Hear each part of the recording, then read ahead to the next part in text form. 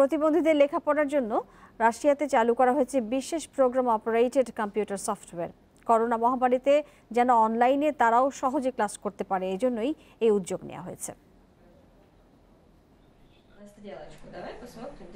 Cerebral palsy রোগে আক্রান্ত ৩ বছরের শিশু ডেমি, ফলে হাত ব্যবহার করতে পারে না শিশুটি।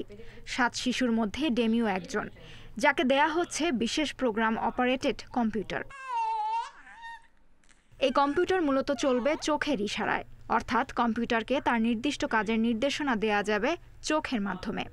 শিশুদের চোখের দৃষ্টিকে ট্র্যাক করতে পারবে সফটওয়্যারটি। এতে শিশুরা নতুন শব্দ এবং পুরো বাক্য টাইপ করতে পারবে সহজেই।